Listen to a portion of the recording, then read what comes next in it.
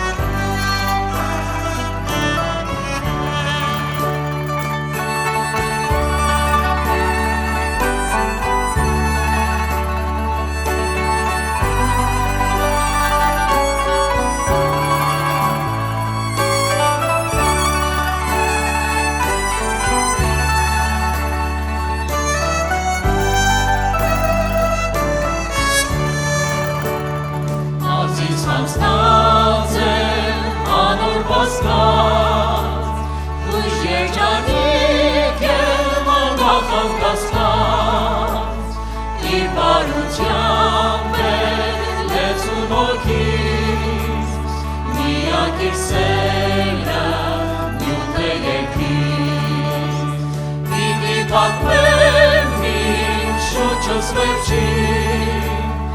ու երգեմ սեր անունի փրկչին, պիտի պատմեմ ինձ շունչս վերջին,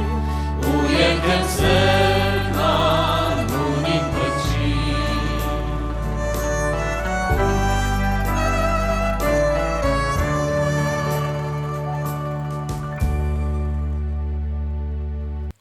Քրիստոնեությունը բոլոր դարերում ունեցել է իր հակառակորդները, թշնամիները, մինչև այսօր։ Եվ եթե մեկը հարցնի, թե ով կարող է ճշմարտության դեմ կանգնել, ով կարող է Աստծուն հակառակվել, պատասխան հետևյալն է. ոչինչ եւ ոչ ոք։ Դա միանշանակ է։ Սակայն մյուս կողմից նաև Աստծո խոսքի մեջ կարդում ենք Ժողովող 10-րդ գլուխ 1-ի համար. Սատկած ճանճերը յուղագործի յուղը գարշահոտ են անում։ Հասկանում եք ինչ իմաստն է խոսքը։ Այդպես եղել է դարերի ընթացքում աշխարհով մեկ սփռված հեթանոսությունը, արևելքի երկրներում ծնունդ առած հինդուիզմը, բուդդիզմը, ապա ավելի ուշ նաև ավելի սարսափելի մի կրոն, որ կոչվում է իսլամ 73 երկրներում, այն տարածված է, արյունոտ է, վայրագ է այդ կրոնը։ Այս ամենը պիտի վերցնենք ամբողջ այդ կոնտեքստի մեջ որպես սատկած ճանճեր։ Ճանճ իրենից ոչինչ չի ներկայացնում, բայց պատկերացրեք, յուղը անարատ պատրաստված է եւ այդ ճանճերը ընկնում են մեջը ու սատկում են։ Այդ յուղի վիճակը ինչ է։ Ճիշտ նույն համեմատությամբ։ Ժողովող 7-րդ գլուխ 29 համարում գրված է. Աստված մարդուն ուղիղ ստեղծեց։ ուղիղ ոչ թե այն իմաստով, որ իր մեջքը ուղիղ է, համատած մյուս ստեղծվածների անասունների հետ, այլ որ մարդը աստվածաճանաչ է,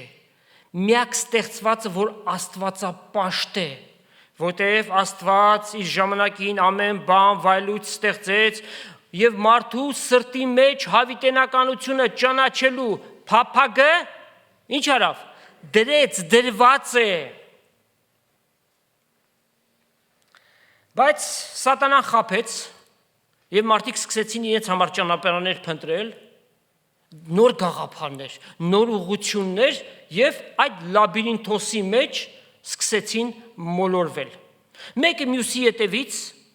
կրոններ աճեցին եւ նաեւ աղանդներ, նրանցից ճարպիկները եղան, որոնք քրիստոնեության հովանու տակ մտան, ինչպես օրինակ Եհովայի վկանները, մորմոնները, երբեք չխաբվեք։ Նրանք քրիստոնյա չեն, թեև մտել են այդ հովանու տակ, խաբեբաներ են, դրանք բոլորը սատանայի հիմնած աղանդներն են, որոնք նմանվում են ինչին, սատկած ճանճերին։ 2000 տարի առաջ քրիստոնեությունը նոր էր հաստատվում եւ հեթանոսությունը համարվում էր ամենամեծ մարտահրավերը քրիստոնեության համար։ Բայց միայն նրանք չէին, այլ 300 տարի արդեն գոյություն ունեցող հունական փիլիսոփայությունը։ Այդպիսի մի բախման հանդիպեց Պողոս Առաքյալը Աթենքում, եկեք կարդանք Գործք Առաքելոց 17-րդ գլուխ նախ 18 համարը կարդանք։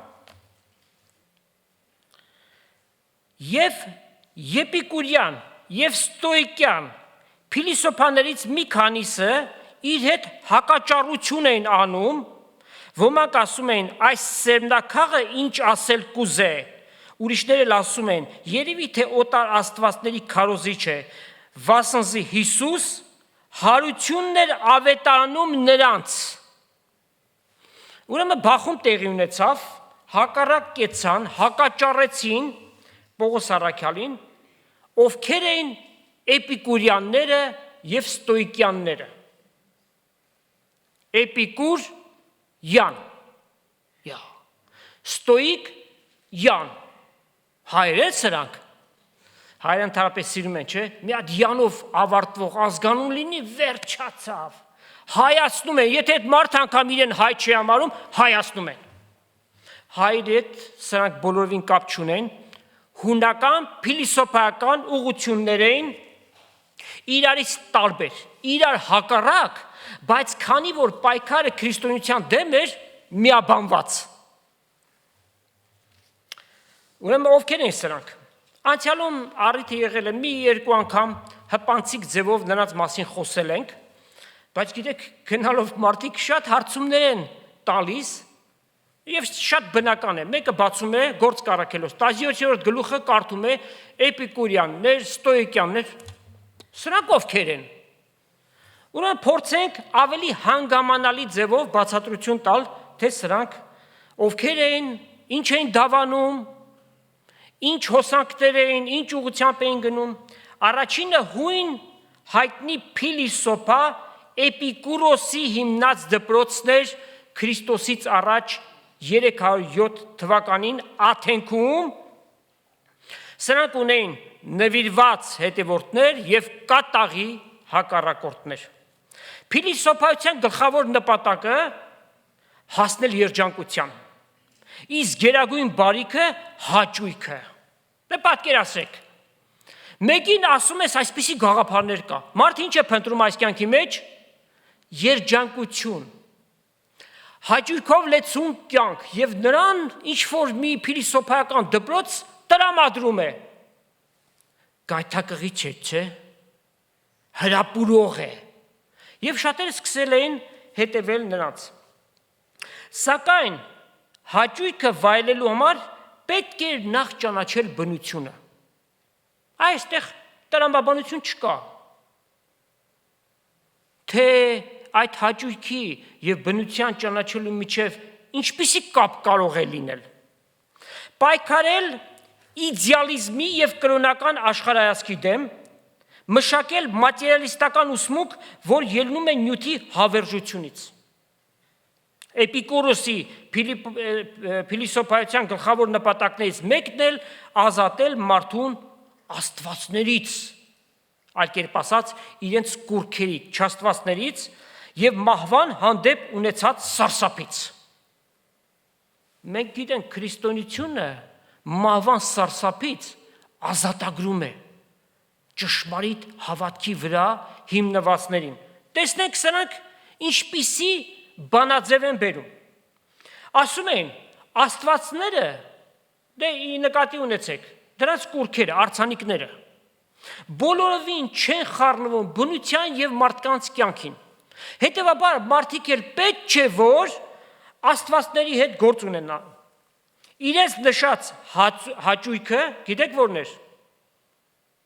Գիշերային ակումբների հաճույքը չէր, այլ եթե չունես ցավ եւ անհանգստություն, դրա մեջ է ամփոփվում այդ հաճույքը։ Այս աշխարհը չի ստեղծվել աստվածության կողմից, այդպես էին դավանում։ Մահը վերջնական է, ուստի ոչ մի հույս։ Այն ինչ որ աշխարհը վախի մեջ է մահվան պատճառով, ուրեմն իրենց հակասում են։ Հետևաբար դատաստան գոյություն չունի։ Եկեք մեկ բառով բնորոշենք սրանց։ Թյուրիմացություն, երկրորդ բառն էլ բերենք, թյուրիմացությանց։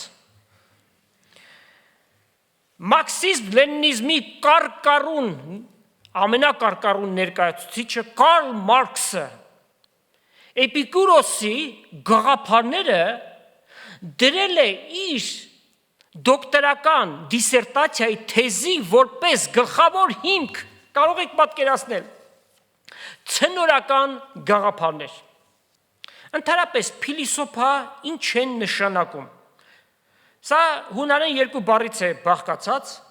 ֆիլոս սեր է նշանակում եւ սոֆոս նշանակում է իմաստություն,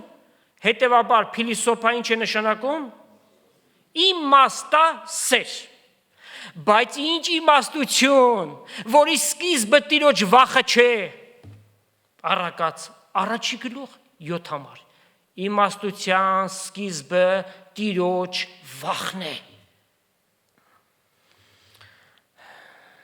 Այս բոլոր գաղափարների խորհրդատունով էր Սատանան։ Մյուսը ստոիկյաններն են,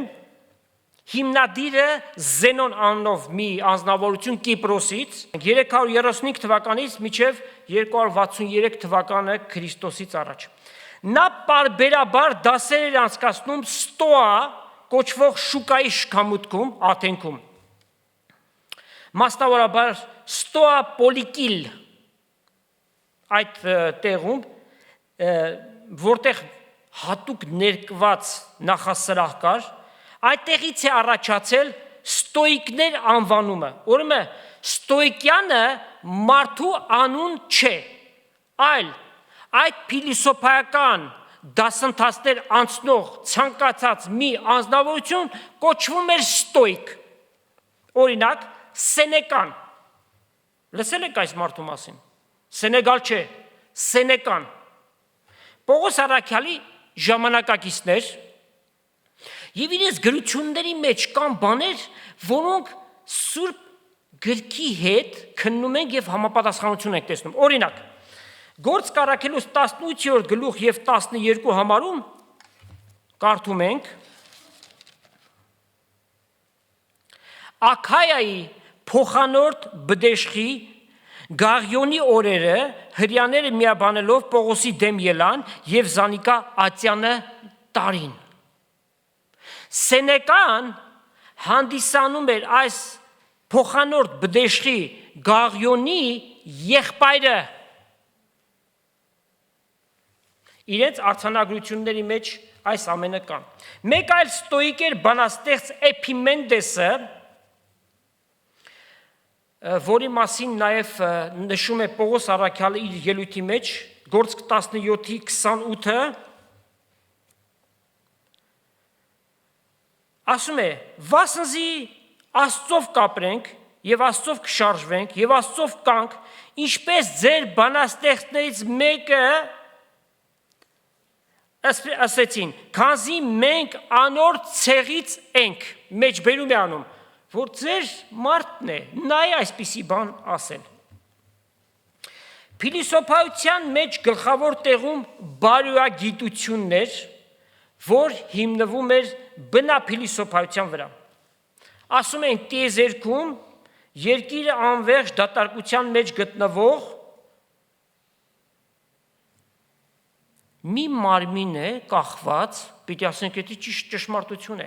Ասում են շնչավոր գնդաձև մարմին է, բանական էակ։ Այլ կերպ ասած, ամեն նյութի մեջ նրանք աստվածություն էին տեսնում, շունչ էին տեսնում, կենդանություն էին տեսնում։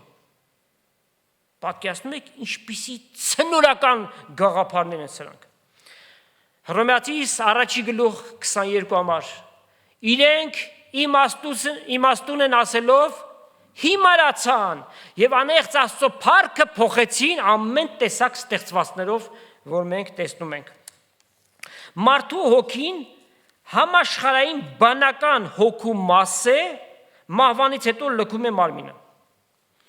Սովորեցնում են, որ պիտի հասնեն այնպիսի վիճակի, որ ցավի եւ հաճույքի հանդեպ լինեն անտարբեր։ Այլ կերպ ասած, ցավ բոլորովին իրենք չեն էլ զգում։ Ինչ խաբեություն է սա։ Անցյալ դարի 50-ական թվականներին Ռոն Հաբերտ անունով մի խաբեբա հիմնադրեց Scientology ուսմունքը, որ այսօր հոլիվուդյան իրենց մեծ բան կարծող այդ անբարոները բոլորը հայտնվել են սրանց մեջ եւ ասում են ցավ չկա, դու պիտի պատկերացնես, որ ցավ չկա։ Այ կեղծավորներ, ատամի սաստիկ ցավից գաղտնի վազում էին ատամնաբուժի մոտ, իրական մի դեպք, որ բացահայտեց նրանց ինչ լինել է, մեկի ատամը շատ սաստիկ ցավում է, բայց իրենք չեն հավատում բժշկությանը, իրենք չեն հավատում, որ ցավ կա, եթե մեկը իրենց անդամներից գնասի ցավ կա, իրեն դուս կվռնդեն։ Լավ, ինչ անի այս մարդը։ Իր ձեռքն է վերցնում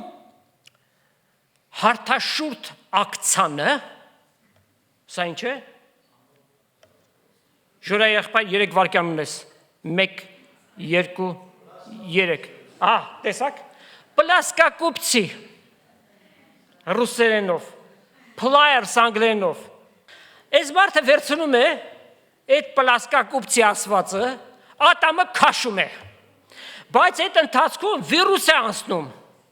և ահավոր ծանր վիճակում նրան հասցնում են հիվանդանոց, ասում են ինչու ես այդպիսի բան արել, ասում է գաղտնի եմ արել, որտև եթե իմանան, ինձ կհալացեն, ու այդպես չարիքի գաղտնիքը բացահայտվում է, մտքի լաբրինթոսների մեջ խճճված, սատանան մարդուն այսինչ վիճակի մեջ է դրել։ Բարոյագիտության իրենց գլխավոր գաղափարներն էին նաև ազնվությունը և արդարությունը։ Բարոյագիտությունից ենք խոսում, սակայն հաստատված վկայություններ, որ բոլոր ստոիկները անբարոյ կյանքով են ապրել։ Իսկ այդ Սենեկան, որ մենք մեջբերում արեցինք, հարստության հանդեպ անտարբերություն էր քարոզում, սակայն եղբոր դիրքը, պաշտոնական դիրքը չարաշահելով հսկայական հարստության տեր էր դարձել։ Եվ այսպիսիները կոչվում են փիլիսոփայության մեջ կեղծավորներ։ Ստոիկ է եղել Հռոմի կայսր Մարկոս Ավրելիուսը, Քրիստոսի թվարկության 2-րդ դարում է ապրել, բարոյագիտություն, բարոյական արժեքներ, ամեն ինչ ոտնահարած, ամենասարսափելի հալածանքների է ենթարկել քրիստոնյաներին, արյունալի շատերին մահվան է դատապարտել, ցնորված գաղափարների կրողներն են սրանք։ Դիպուկ բնորոշում փիլիսոփայությանը։ Փիլիսոփայությունը նմանվում է երբ որ մեկը մութ սենյակում փնտրում է սև կատվի, որ այնտեղ չէ։ Մեկը երբ որ անիմաստ խոսքեր է ասում կամ շատախոսում է, ինչ են ասում, հերիք եղավ փիլիսոփայես։ Այդպիսին է փիլիսոփայությունը, դատարկ խոսակցություն է, դատարկաբանություն, եւ այս փիլիսոփայությունը հույների պարծանքներ։ Նրանց այդ հակաճառության ժամանակ Պողոս ինչ ներկայացրեց Քրիստոսի անձը եւ նրա հարությունը ներկայացրեց։ Պողոս առաքյալ մեկ ուրիշ ճակատով պայքարում էր այդ ժամանակ արդեն զորավոր տարածում գտած գնոստիկանության դեմ։ Գնոստիկները գաղափարներ էին հավաքել ամեն տեղից, անգամ քրիստոնեությունից բաներ, եւ իրենց գլխավոր գաղափարը սա էր, Աստծուն հասնելու համար նախ հրեշտակներին պիտի հասնես, նրանց պիտի պաշտես, որ ունենաս իրավունքը հասնելու Աստծուն։ Եվ Կողոսացիներին Պողոս առաքյալը զգուշացնում է հետևյալ կերպ Կողոսացիներին գրած նամակի 2-րդ գլուխ 6-10 համարներ։ Ուստի Կողոսացիներ եւ նաեւ մեզ բոլորիս ինչպես ընդունեցի Քրիստոս Հիսուս Տերը, որ նա Աստված է, փրկիչ է, այնպես քայլեք արմատ կապած, նրա վրա շինված, հավատքի մեջ հաստատված, ինչպես սովորեցիք, նրա մեջ կեցեք ու աճեք գոհությունով։ Զգուշացեք, չլինի թե մեկը ձեզ գերի դարձնե փիլիսոփայությունով ու փուչ խաբեությունով, որ մարդկանց ավանդության պես է ու այս աշխարհի սկզբունքների պես, ոչ թե Քրիստոսի վարդապետության պես։ Որովհետև Քրիստոսի մեջ է մանրավորապես բնակում աստվածության բոլոր լեցունությունը, եւ դուք էլ նրանով լեցված եք, որ գլուխն է բոլոր իշխանության եւ պետության։ Կոնտրաստն է բերում իրանց։ Փիլիսոփայությունը խաբեություն է։ Մի խաբվեք, ճշմարտությունը Հիսուս Քրիստոսի մեջ է։ Ուրեմն առաջի դարի քրիստոնեությունը ամենաահավոր մարտահրավերների առջև էր կանգնած։ Առաջինը ֆիզիկական սպառնալիք հռոմեական իշխանության ամբողջ տարածքում քրիստոնյաներին հետապնդում էին, մահվան էին դատապարտում։ Եվ երկրորդ տարածված փիլիսոփայական գաղափարները, որոնք հրապուրիչ էին թվում մարդկանց խաբեության հոգին եւ շատերին շեղում էին, ուրեմն այս կապակցությամբ հսկայական մարտահրավերներ կային։ Դե ասենք գաղափարներ թող լինեն։ Սրանք հենց այդ սատկած ճանճերն են, որ յուղագործի գործը փչացնում են։ Պողոս Աթենքում քաջաբար խոսաց։ Գիտեք, այդպիսիների առջև դու դավանես Քրիստոս, անգամ իր կյանքը վտանգի առջև էր կանգնած։ Քաջաբար խոսեց, բայց դրանով չավարտվեց։ Իրեն դատի կանչեցին։ Եվ որտեղ էր այդ դատը։ Արիսպագոս լեռան գագաթում դատաստան անելու համար էր, ովքեր որ հանցանք են գործում, տանում են այնտեղ քննելու։ Պողոս առաքյալը հանցանք չէր գործել, բայց իր գաղափարների համար, որովհետև մտածում են, այս մարդը նոր գաղափարներ է բերել, քննենք, տեսնենք ինչի մասն է խոսքը։ Սկզբում ծաղրեցին, ասելով որ այս սերմնակաղ ով է։ Սերմնակաղ նշանակում է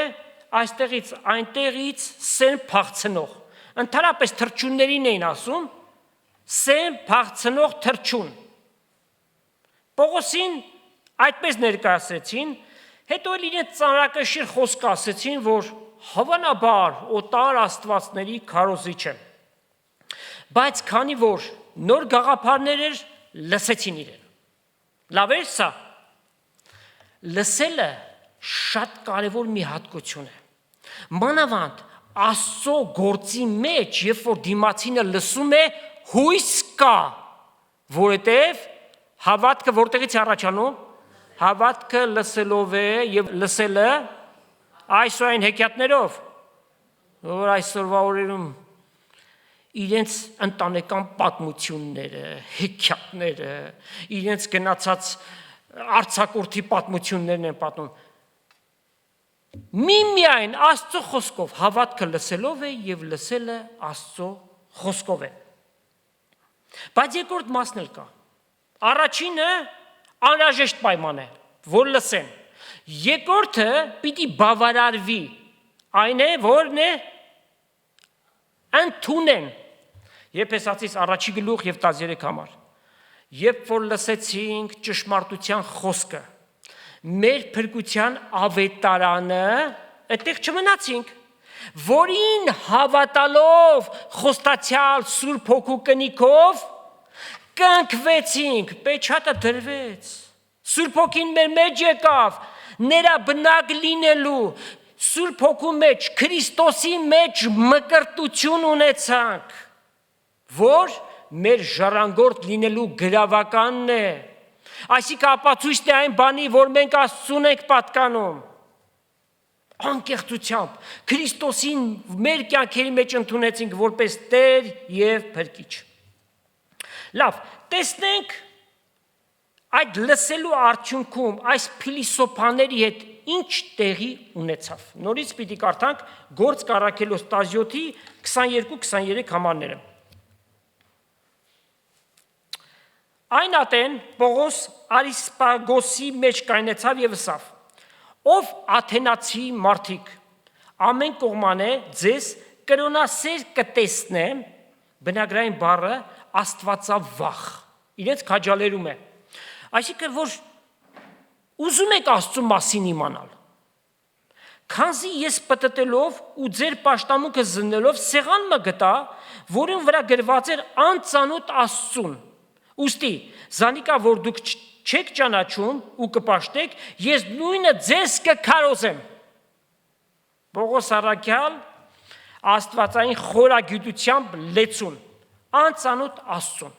Բայց քիչ առաջ ասեցինք, որ փիլիսոփաները մերժում էին Աստծո ստեղծագործ լինելը, սակայն նրանք հավատում էին գերբնական ուժի։ Ինչպես այսօր կարող եք մարդկանց գտնել, որոնք ասում են, դե Աստված մի գերբնական ուժ կա էլի։ Եվ այդ գերբնական ուժը այսպիսի սքանչելիքներ է ստեղծել, այսպիսի ներդաշնակտի է ձեռք է ստեղծել, ուժը կարողություն ունի իրենից մի բան անելու, եթե դրա հետևում անսահման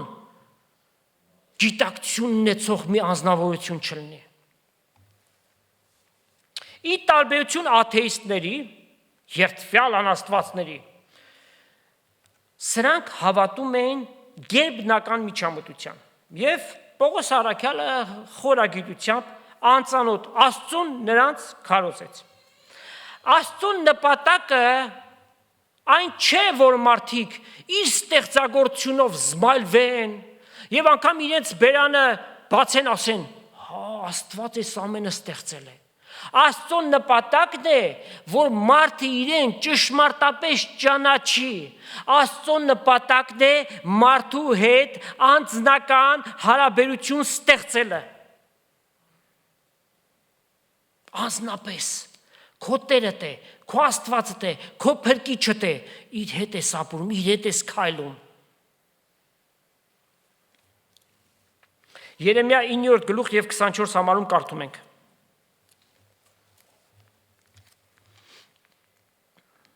Նա որ պարծենում է, թող Տիրոջով պարծենա, որ Պողոս առաքյալը Կորինթացիների առաջին նամակի առաջի գլուխ 31 համարում մեջ բերում է անում, որ կհասկնա եւ ինձ կճանաչի եւ գիտե թե ես եմ Տերը, որ երկրի վրա ողորմություն, իրավունք եւ արդարություն կնեմ, քանզի ես նրանց եմ հաճենում, ովքեր որ ինձ ճանաչում են։ Աստծո նպատակը սա է։ Իսկ աթենացիները ընդհանրապես Աստծո գիտակցությունը չունեին, նրանց մոտ ամեն բան վերացական էր եւ աստվածություն հասկացողությունը իրենց համար նյութի մեջ է պարունակում, ամենուրեք գտնվող նյութի մեջ, եթե զուգահեռ անցկացնենք, կտեսնենք, որ հինդուիզմի գլխավոր հավատալիքներն էլ դա է։ Անթիվ, անսահման չաստվածներ ունեն, ամեն ինչ իրենց համար աստված է։ Փողոցում պարկած կովը, այդ զզվելի առնետը, թունավոր կոբրան, ամեն բան աստված է իրենց համար։ Պողոս առաքյալը սկսեց աստվածաբանության այ բեն գիմից եւ հիմա կարդանք 17-րդ գլխի 24 համարը։ Աստված, որ աշխարհը ստեղծեց, նրան ճանաչացնում է, որ այս ամենի ստեղծիչը ուժը չէ, այլ Աստված ինքն է, որ անսահմանափակ ուժի կարողության տեր է։ Նրա միջի բոլոր բաները նա երկնքի ու երկրի տերը լինելով ոչ ձեռագործ տաճարների մեջ է բնակվում։ Այս Աստվածը, Աստված խոսքերը հակասում են էպիկուրյանների եւ ստոիկյանների հավատալիքներին, որտեվ ինքը ասաց, որ աշխարհը Աստված ստեղծեց։ Այսինքն այդ Աստվածը ստեղծիչ է, ամենակարող է։ Եվ Ծննդոց առաջի գլուխ առաջի համար ինչ ենք կարդում։ Սկզբից Աստված երկինք ու երկիրը ստեղծեց։ Եսայի մարգարեության մեջ շատ գեղեցիկ համար կա, Եսայի 45-ի 18-ը։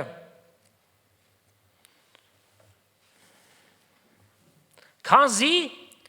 այսպես սկսե երկինք ստեղծող Տերը, այն Աստվածը, որ երկիրը կազմեց, զանիկա շինեց ու հաստատեց, այն պարապտեղը չստեղծեց, հապա բնակության համար կազմեց։ Տերը ես եմ, եւ ինձ մե ուրիշը չկա։ Աստված ինքն է այդ դավանությունը բերում, որ երկինք, երկիր ես եմ ստեղծել եւ ամեն բան, ուրիշ մեկը չկա։ Երբ որ Աստծո մասին խոսում ենք եւ մեջ ենք բերում նրա ստեղծագործ լինելը, այդ խոսքին հավելյալ զորություն է հաղորդում, այդպես չէ։ Ամենակալ Աստված, երկինքի ու երկրի ստեղծիչ Աստվածը։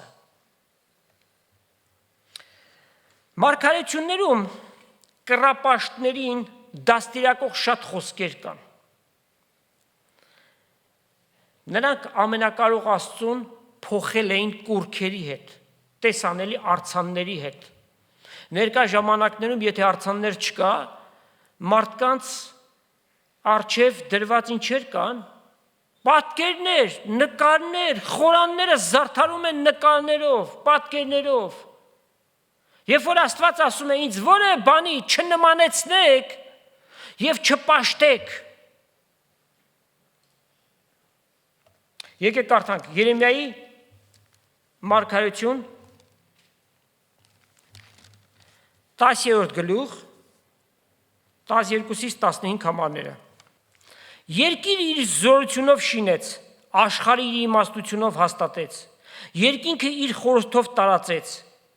Երբ իր ձայնը կտա երկնքի մեջ ջուրերի բազմություն կլա, երկրի ծայրերից շոքիներ կհանե,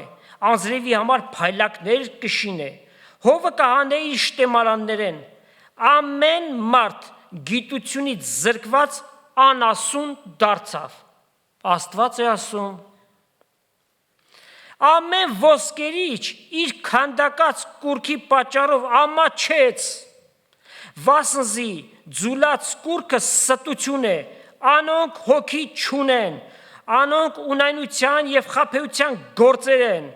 անոնց այցելության եղած ատեն պիտի կորսնցնեմ զանոնք։ Աստված այսպես բարկացած է եւ մարդկությանը սատանան խաբեց միջև օրս խաբած վիճակի մեջ է։ Պողոս ասավ, այդ Աստվածը ձեռագործ տաճարների մեջ չի բնակվում, ինչպես հեթանոսական այդ կուռքերը, նրանց չաստվածները, հույների Աֆրոդիտեն, Հերմեսը, Դիոնոսիսը, Արտեմիսը։ Գործք Առաքելոս 19-րդ գլուխ 24 համարում կարդում ենք, որ Դիմիտրիոս անունով մեկը կար, որ Արտեմիսի փոքրիկ տաճարները սարքում էր արծաթից եւ վաճառում էր ու դրանով մեծ շահեր ապահովում։ Այսինքն այդ աստվածպաշտությունը վեր էր ածված շահավաճառության։ 25 համարներ եկեք կարդանք Գործք առաքելոցի 17-ի 25-ը։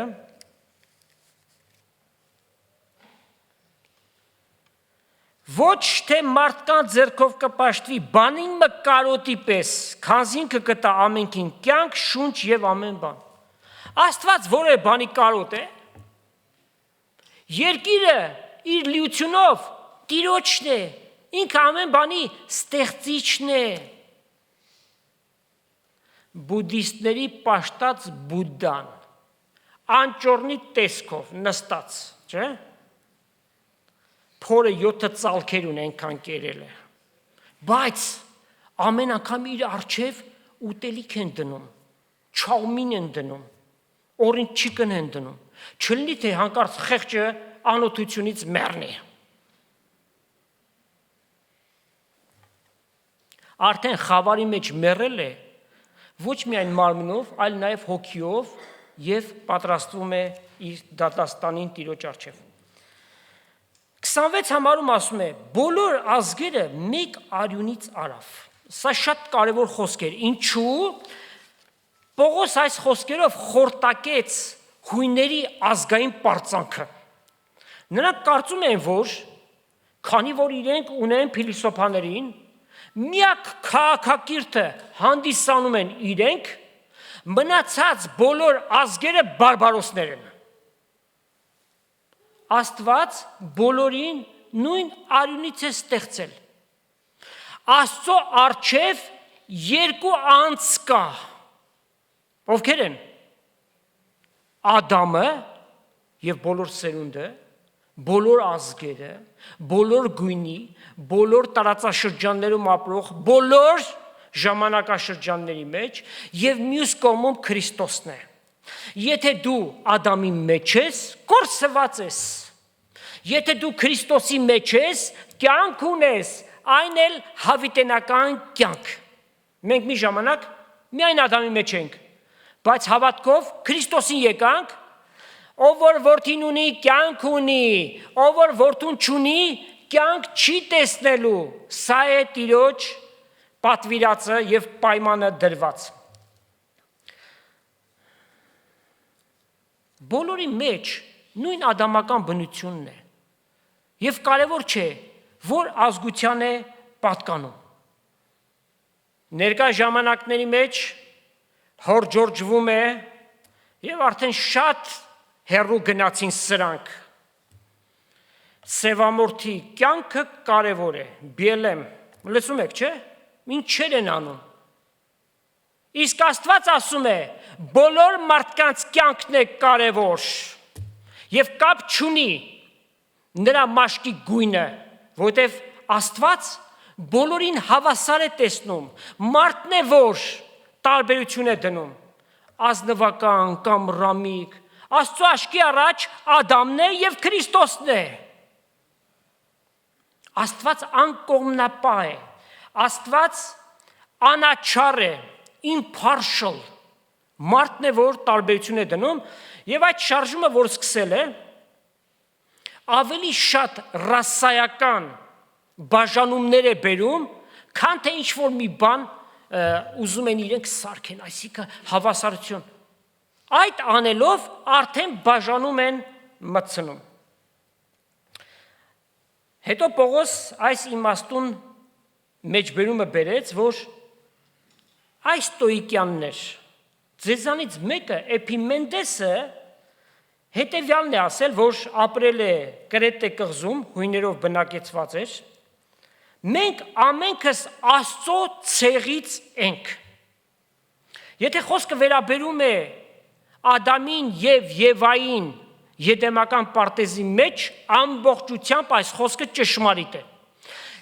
որ Աստված իր հոգին դրեց մարդու մեջ, բայց մեղք գործելու պատճառով այդ հոգին չհաճեցավ մնալու, ետ քաշվեց այդ հոգին։ Եվ Պողոս ներկայացնում է, որ դուք պետքություն ունեք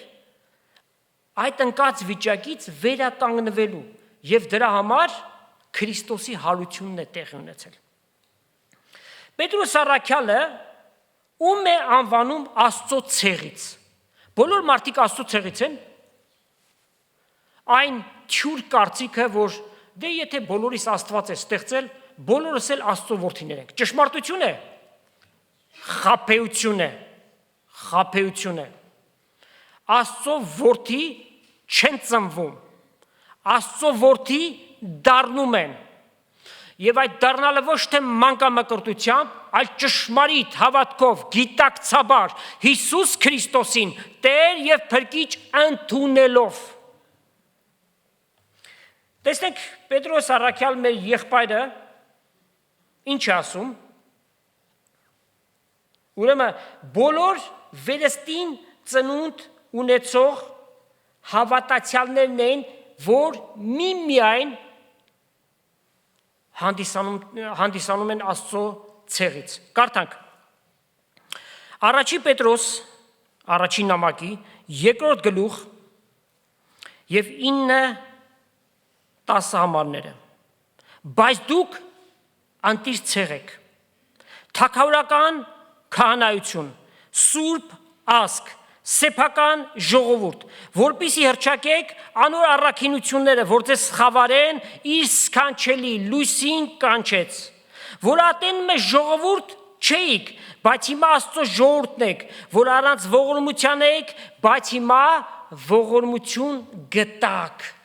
Իսկ ովքեր այդ ողորմությունը չեն գտել անհավատության պատճառով, նրանք Աստծո ցեղից չեն կարող համարվել։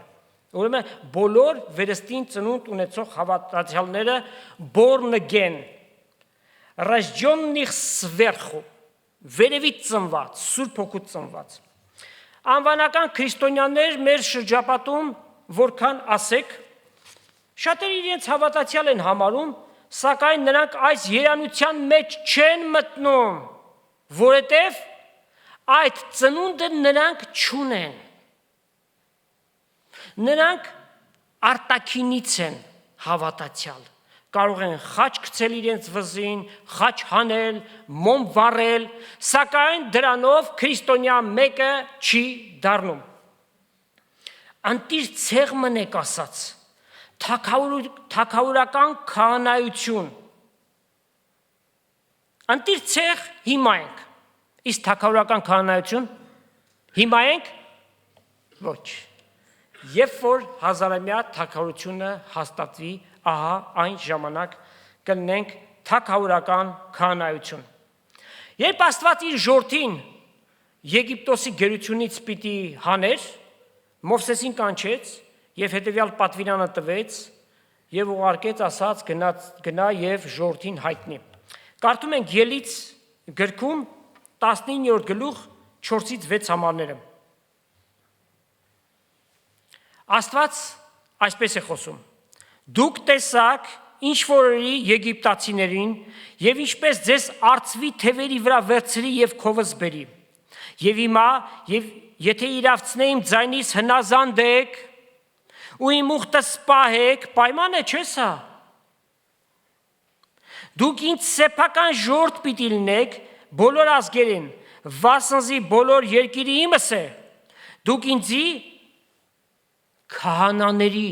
թագավորություն եւ սուրբ ազգ պիտի լինեք։ Իսրայելի որդիներին ասելիք խոսքերս ասոնք են։ Եվ հազարամյա թագավորության ժամանակ Աստծո երկրավոր ժողովուրդը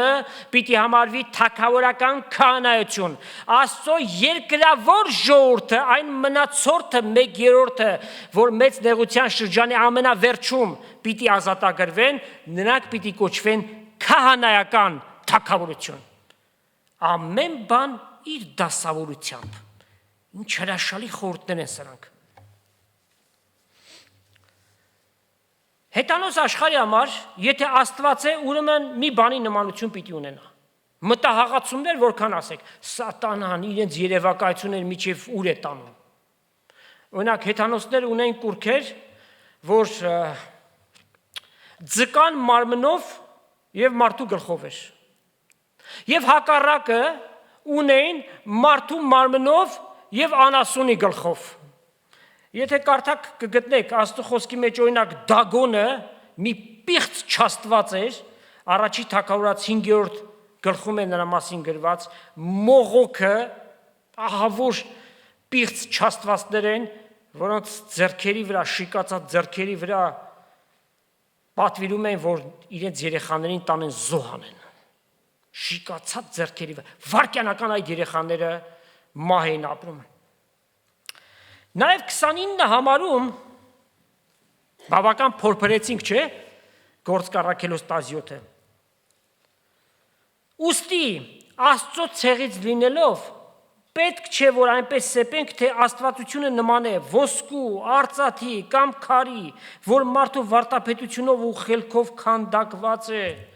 Երբեք այդպիսի պատկերացում հավատացյալը չպիտի ունենա։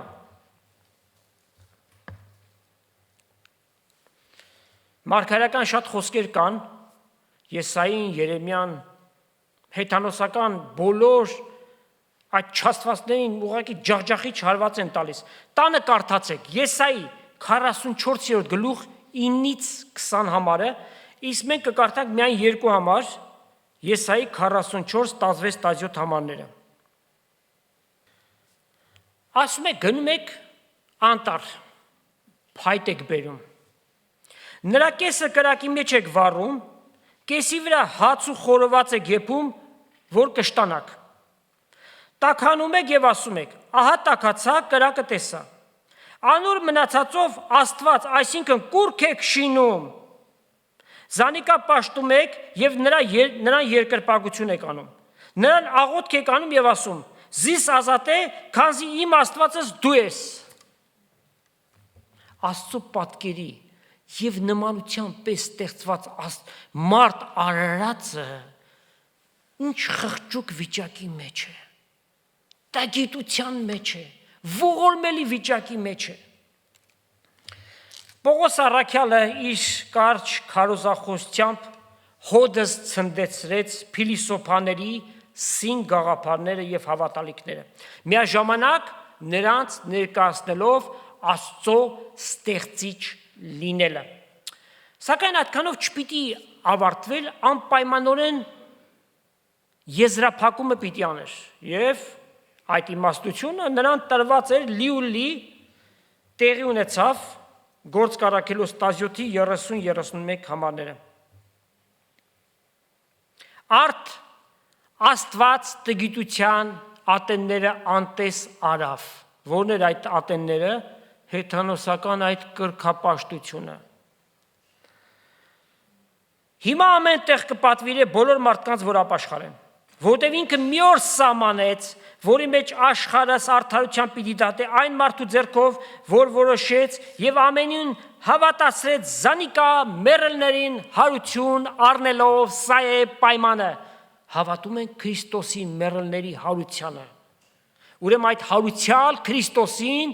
մեր կյանքերի մեջ հրավիրենք։ 2000 տարի է արդեն այդ տգիտության ժամանակները անտեսված են եւ Աստված ամենուրեք պատվիրում է, որպիսի ապաշխարեն։ Աստված ուզում է մարդու հետ հարաբերվի։ Աստված իր ձեռքը մեկնել է մարդուն, ասում է բռնի ձեռքս, ինձ արի, ինձ եկեք բոլոր հոգնածներ եւ բեռնավորվածներ։ Եթե Աստծուն գնան, իրենց մեղքերից պիտի ազատագրվեն։ Մահ իրենց վրա իշխանություն չի ունենալու։ Գերեզմանը ուր է, ով գերեզման քո խայթոցը։ Չկա, որովհետև մարդը հավիտենական էակ լինելով հարություն պիտի առնի Աստծո հետ հավիտյան լինելու համար։ Ուրեմն մարդուց է կախված ամեն բան։ Վճռական մեկ քայլ Հիսուսին գնալ։ Խոնարհությամբ նրան խնդրել։ Այլապես այս զգուշացումն էլ Տիրոջ կողմից է։ Նրանք, ովքեր որ մերժում են Աստծո կանչը, նրանց սպասում է զարուրելի սպասում դատաստանի եւ կրակի բարկություն, որ հակառակորդ են դառնում, չէ՞, իրենց պիտի լափի։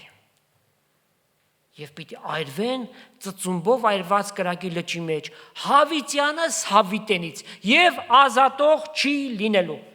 արա այդ քայլը, Տեր Հիսուսին արի, իրական երջանկությունը պիտի գտնես։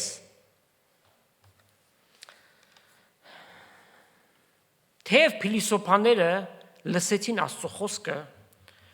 բայց նրանց լսածը հավատքով շաղախված չէր։ Եվ որևէ ազդեցություն կամ զգալի ազդեցություն չունեցավ, հավատքի մղումը չկար նրանց մեջ։ Երևակայեք, Պողոս առաքյալը, դուք պատկերացնում եք, ինչպիսի իմաստությամբ այդ բացատրությունները նրանց տվեց։ Եվ ինչ տեղի ունեցավ 32-ից 34 համարները։ Երբ մեռելների հարությունը լսեցին, ծաղր էին անում ասելով, թե այդ բանի համար քեզ ուրիշ անգամ կլսենք, այսինքն ժամանակ չունենք, մեր թանկագին ժամանակը մի վերցրում։ Ապա Պողոս նրանց միջից հեռացավ։ Եթե մեկը Աստծո խոսքը մերժում է, ոտքերի փոշին թոթվի եւ գնա։ Սակայն քանի մարդիկ իրենց հարելով հավատացին, նրանց մեջ են Դիոնիսոս Արիսպագացին, ասեցինք չէ, Արիսպագոսին չէր, այդ գագաթներ լեռան, որտեղ դատ էին անում։ Ուրեմն այս անձնավորությունը նրանց դատավորներից մեկն էր։ Եվ Դամարիս անունով կինը անոնց հետ ուրիշ մի քանիսներ էլ։ Հսկա բազմությունից ընդամենը մի քանի հոգիներ հավատացին։ Բայց լավ, հարցում կարող է առաջանալ, որովհետև մարգարեական գրության մեջ մենք ունենք, որ Աստծո խոսքը իրեն պարապի չի դառնալու։ Մենք ինչպես ենք սա հասկանում։ Սա նշանակում է, որ ամեն լսող անպայմանորեն պիտի հավատա։ Պատասխանը ոչ է։ Եկեք կարդանք Եսայի 55-րդ գլուխ 10-11 համարները։ Վասնզի ինչպես անձրևն ու ձյունը երկնքից կիջնեն եւ այնտեղ չեն դառնա, հապա երկիրը կորոքեն եւ զանիկա պտղաբեր եւ արգասաբեր կանեն, ցանողին հունդ ուտողին հաց կտան, իմ բերանից ելած խոսքն էլ այնպես պիտի ըլլա, ինձ պարապ պիտի չդառնա, հայպա իմ կամքս պիտի կատարե, հաջողությամբ գործադրե այն բանը, որի համար զանիկա ղրկեցի։ Աստծո խոսքը իրեն պարապ չի դառնում, ոմանց փրկության պիտի ծառայի, ոմանց էլ դատաստանի օրը որպես վկայություն պիտի լինի, որ լսեցին Աստծո խոսքը եւ արհամարեցին ու չընդունեցին։ Այսօր սիրելի հայորդի այդ հնարավորությունը քեզ է տրվում, որ Հիսուսին քո կյանքիդ մեջ ընդունես, որպեսզի գալիք դատապարտությունից ազատագրվես։ Աշխարհում շատ ձայներ կան տարածված սիրելիներ, հրապուրի ձայներ, մարդկային իմաստության համոզեցուցիչ խոսքերով ձայներ, խոստումնալից ձայներ։ Քննենք եւ տեսնենք, եւ այդ ամենը Աստծո խոսքի անվան տակ են ներկայացնում։ Պողոս առաքյալ Տիմոթեոսին գրեց եւ այդ զգուշացումը նաեւ բոլորիս է, երկրորդ նամակի 4 գլուխ 3-4 համարները։ Վասնզի ժամանակ պիտի գա, երբ է այդ ժամանակը։ Վերջին ժամանակներում այն ցցում պիտի լինի։ Ողջամիտ վարդապետության պիտի չհամբերեն։ Այսինքն միմիայն Աստծո խոսքը խոսելուն չպիտի համբերեն։ Հապա հաճելի բաներ լսելու մարմանջով իրենց ցանկությունների համեմատ վարդապետներ պիտի դիզեն իրենց։ Եվ ճշմարտությունից իրենց ականջը պիտի դարձնեն եւ առասպելների, պատմությունների, անձնական խնդիրների հետևից պիտի մոլորվեն։ Ահա ինչպիսին է վիճակը եւ Աստված ինչպես է այն ներկայացնում։ Ուստի ամեն խորունկ փիլիսոփական գաղափար որպես Աստծո չվերցնեք։ Ամեն բան քննենք Աստծո խոսքի լույսի ներքո։ Եվ այն ինչ որ չի համապատասխանում, միանշանակորեն մերժենք։ Տեր օրհնի իր խոսքը եւ ձեզանից ամեն մեկին։ Հիմա Տեր Հիսուս Քրիստոսի շնորհքը, Հայր Աստծո սերը եւ Սուրբ Հոգու հաղորդությունը Աստծո ժողովրդի հետ լինի։ Ամեն։